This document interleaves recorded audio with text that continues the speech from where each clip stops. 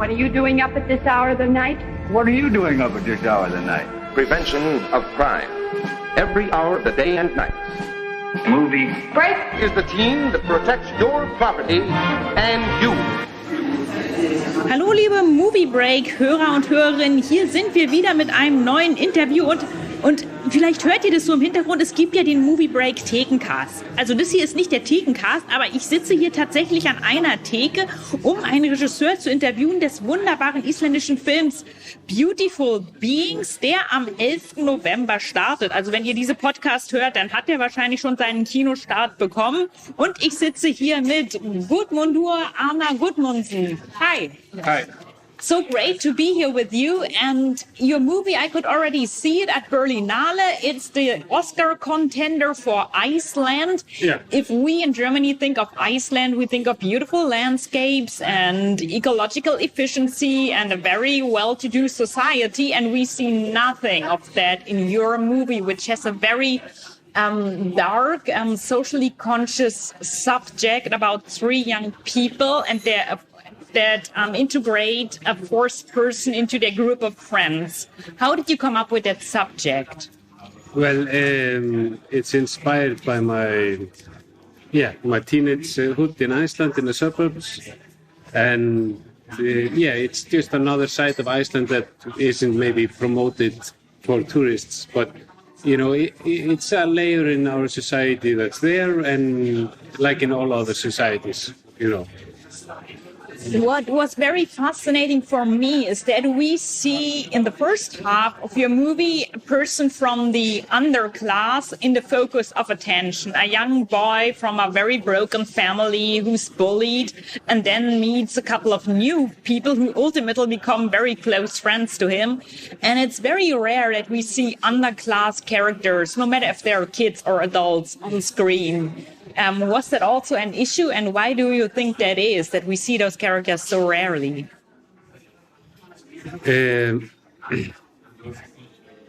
Well, I don't know if we see them rarely, because I think it depends on what films we watch. Basically.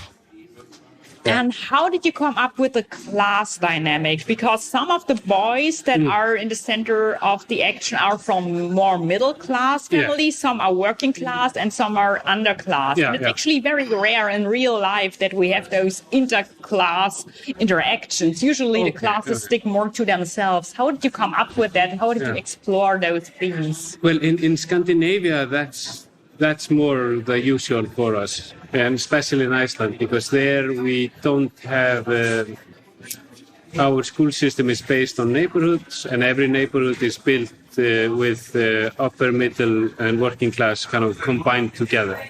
And that's so all kids go to a school where they have all the classes kind of combined. Yeah, so that's for me that's the norm. You know, and so it's more when I see British, like some other films from other societies, when you can see this clear upper class.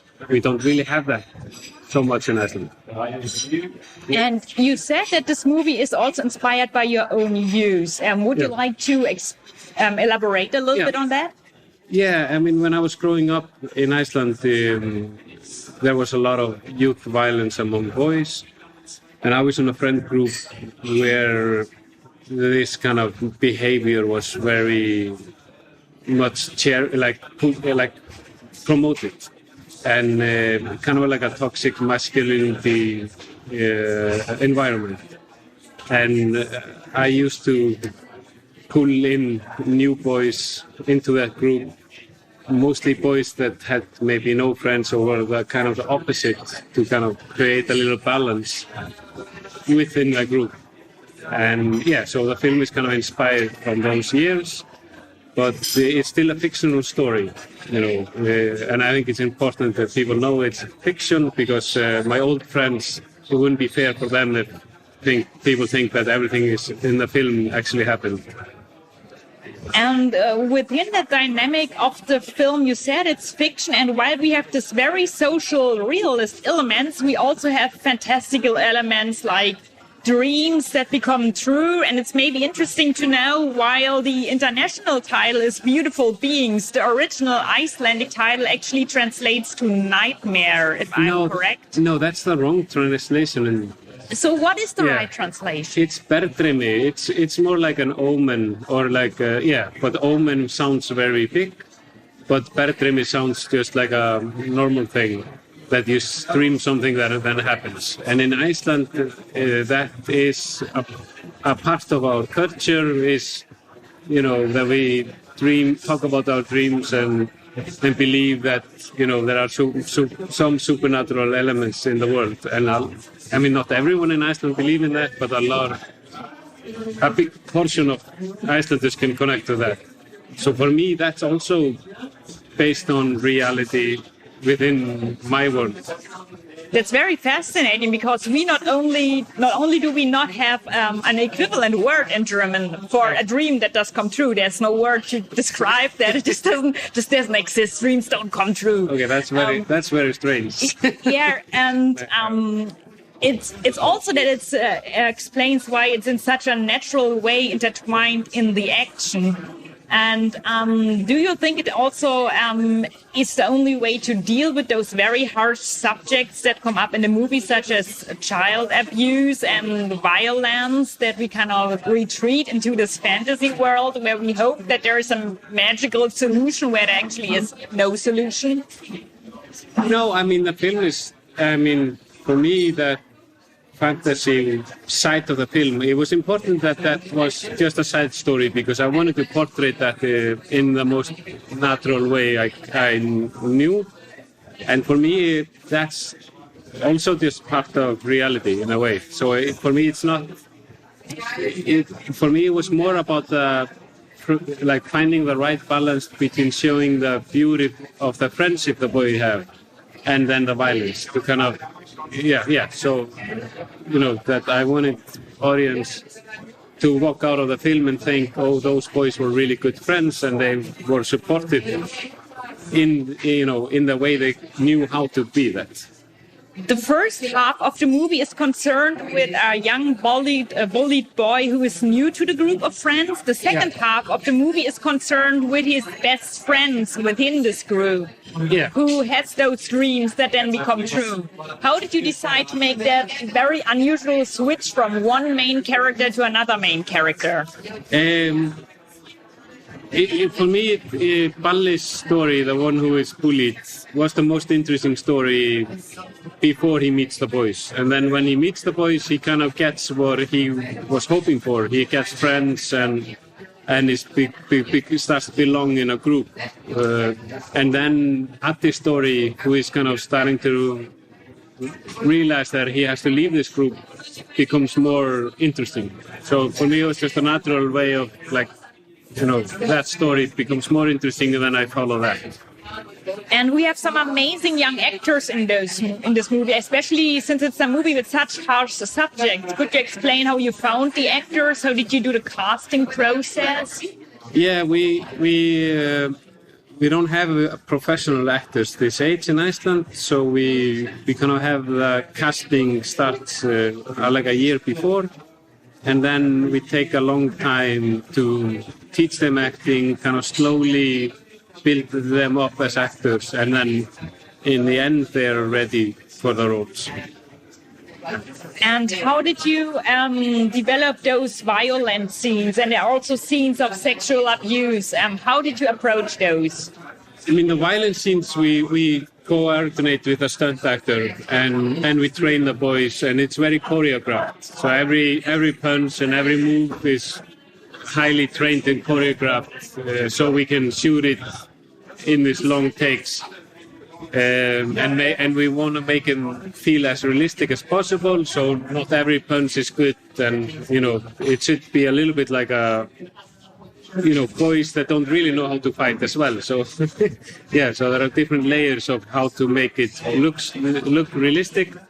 But with the sexual part, then we had this intimacy coach come in and work with the actors, and I thought that was great, because that it's a great method to deal with those kind of scenes and approach them, and it's very good for the actors, and it's also good for the directors and the film crew that that we have a certain system that prevents anyone feeling uncomfortable doing those scenes. And was the story and the characters, was this always very fixed, or did you also develop those characters according to the actors that you had found, since they were non-professional? No, I mean, the story was quite fixed, the script was quite fixed, but the actors always bring something to the characters, and but I really, because I spend so much time on the script, then I kind of search for actors that can fit within the script. Yeah. And how did you do the supernatural elements? Was there some artistic inspiration, some art inspiration behind it? Because I was very fascinated by those dark themes that sometimes look like paintings. Yeah. I mean, that was developed a lot with my cinematographer, Sturla Brand Grövlen, and he influenced a lot kind of that approach. And we looked at different paintings and yeah. So, but I would kind of give the credit a lot to Sturla for that approach.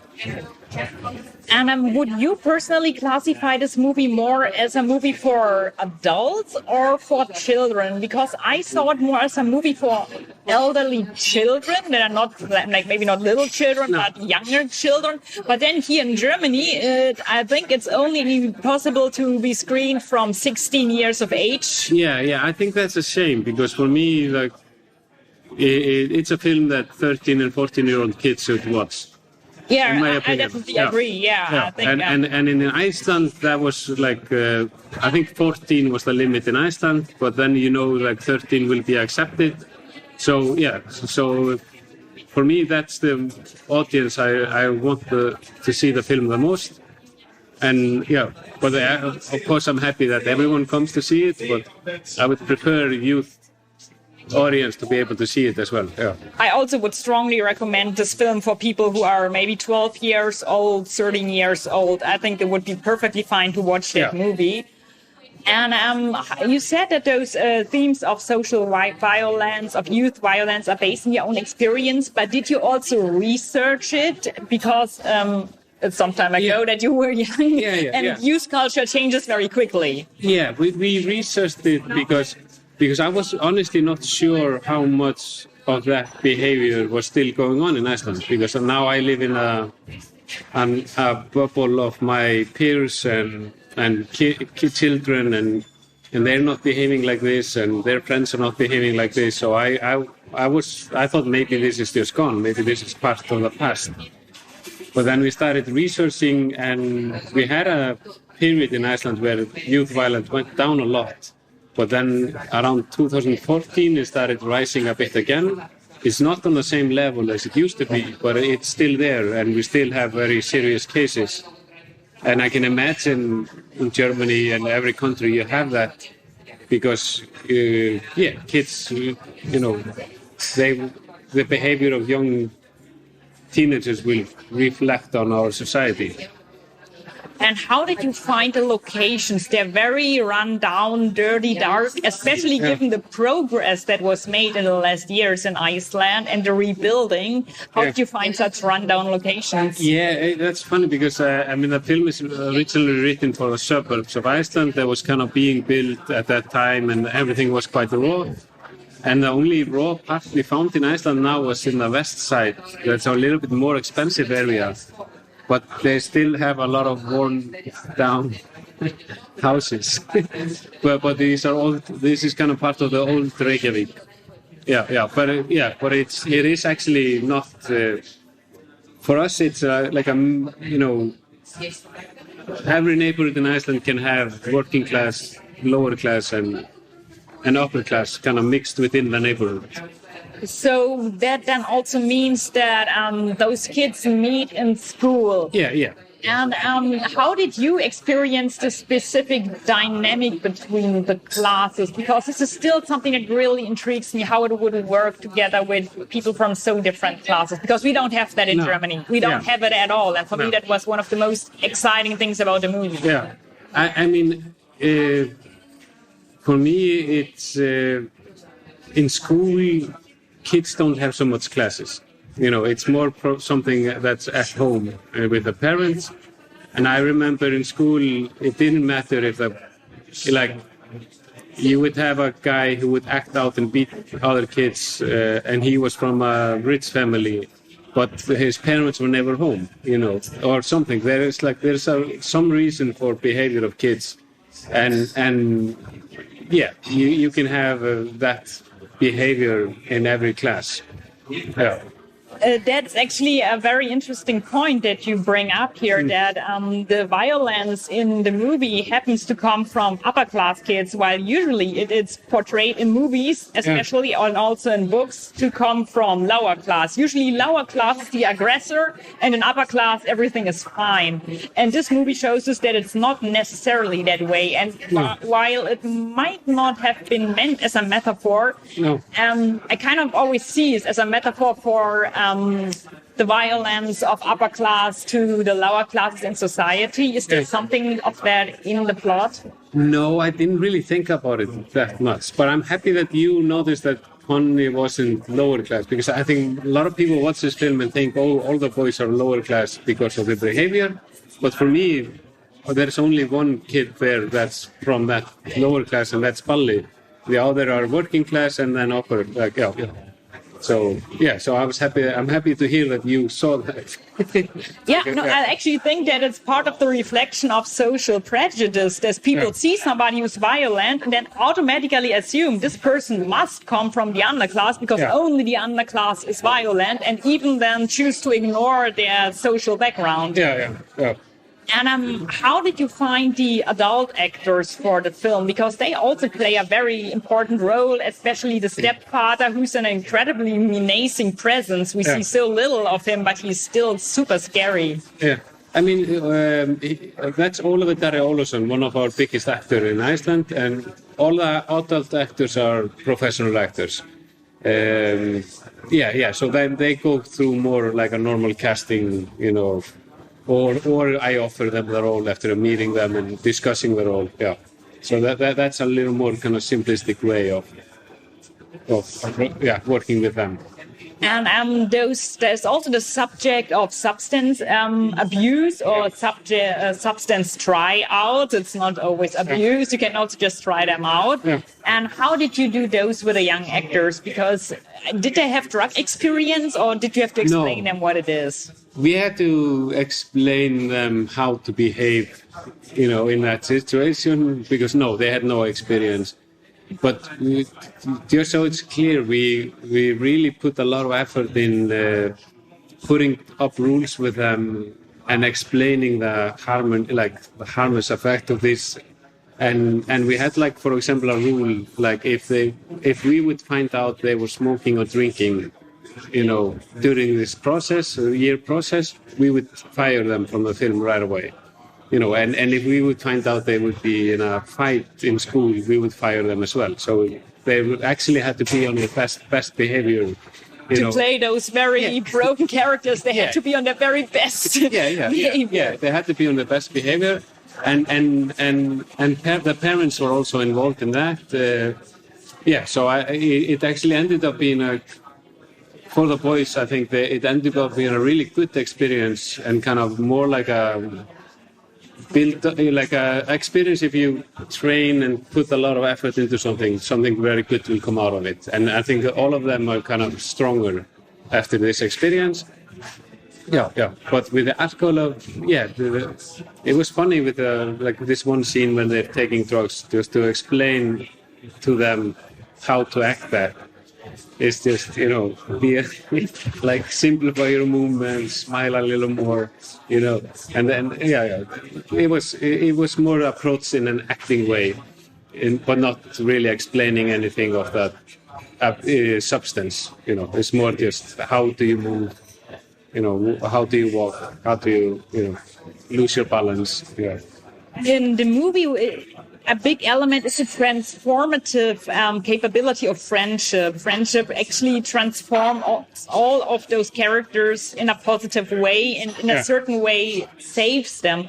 How do you relate to that subject, and how do you think can it work in the real world? I mean, I think for boys at least, this age, friendship is extremely important. And I don't know, like, maybe I'm being, maybe I'm wrong about that, but it is my kind of understanding from most females that I talk to that they have a different kind of friendship during the teenage years than boys. In the boys, it becomes like a group dynamic, and you have to be, there's a lot about the loyalty. You cannot backtalk each other. You cannot, like, it's a lot about like a loyalty, kind of like one for all in a boy group. When with girls, it seems to be more like 2 and 2 or 3 and 3, like it's more divided a little bit. And I just remember my old friends, even though we all then went our separate ways, we still have a connection from those years where we would do anything for each other. If something would happen, you would have to sacrifice yourself for your friend, and it was just, it was like a very much like a loyalty thing.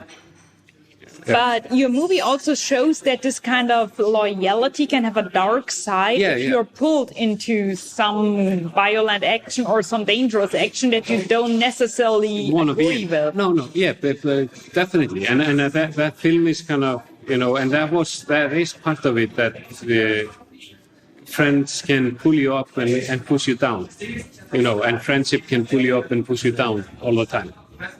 Would you like to explain a little bit more about the subject of toxic masculinity in this friendship? Because I think it's very interesting that this movie doesn't idealize it. It also doesn't condemn it. It more tries to have a realistic approach, showing the ups and downs, the appealing sides about this masculinity culture, but also those repulsive sides. Yeah, I mean, my kind of aim writing and doing the film is not to judge the characters, and the toxic masculinity. We had a lot of questions around that in the script. Like, should they say that or should we say this? And my answer was always like, we have to be real to who they are, and they're saying stuff they don't really know what. For them it's just funny, and for someone else it might be hurtful, but in that context, it's just the way they talk. And especially one joke in the end that I still think it's funny, by the Brits. Oh yeah, yeah, and I think it's super funny because for me it's very realistic that they would say this. And we talked a lot about it. Is it allowed? And are we making fun of that? But it's like, no, we're just allowing them to be how they are. And I think that reflects, the toxic masculinity is something we are slowly growing out of. Hopefully. I think so. I think if you compare generations, then it becomes very clear. That we're growing out of it. It's different if you compare like year to year. But if I compare to what my generation had to do when we were teenagers to my father's generation and his grandfather's, it becomes really clear that we're taking huge leaps out of toxic masculinity. But we're still not there. But, it is still in our society, but it's still much better than how it used to be. Yeah, yet let's hope it doesn't go back to where it used to be. I'm optimistic. I believe in that we're always getting, like how I'm raising up my son, it's, about emotions and hugging and all that. It's, much more than how I was raised up with my father. And yeah, but I'm probably doing something that he will feel like, oh, I'm not going to do this, because sometimes I feel like I need to toughen him up, and I don't know if that's because I need to toughen him up or if it's because it's been implanted in me that he has to have the ability to shut down his emotions. Because that's something I'm debating sometimes with myself. You know, does my kid have to know how to shut down his emotions like I can do? You know, is it a good thing or a bad thing? Yeah, those are very fascinating aspects. Yeah. And also, what I would like to ask you, this movie was so different in many aspects from your first movie. Yeah. And is there also already something for your third movie that you're working on? Do you already have some ideas? I just now I want to work further with a supernatural element. I would like, now it was like a side story. I would really like to explore that more closer to the main theme. But in what sense and how and you know what kind of a movie, I'm not sure yet. Okay, but we would certainly hope to see it then again, not only on a movie festival. And do you think you will win the Oscar? No. No, stop asking me that. No. At some point in my life, I'm 95% sure where I will. No. 95%. The 95% is a very specific number. Yeah. Like at some point, you know, not now, but maybe. No. For me, it actually it's more about like awards like the Oscars are great for visibility and to get financed and all that. And of course, it helps your ego, you know. But at the same time, it's if I can make the films I want to make and have money, you know, to pay my house and everything like that, and have audience that want to watch my film, I'm gonna be happy. We definitely have our fingers crossed anyway that those 59% become true. So thank you so much for that interview. Yeah, it's not 95% now, because now I'm in the Oscar race, but I would say much less percent at this moment for this film. Okay, but still, so watch the Oscar race, but even more, go and watch Beautiful Beings. It's in cinemas now. And that was another interview from Movie Break. Thanks so much. I'm Lida, and we hear each other again, hopefully with a better connection. Bye.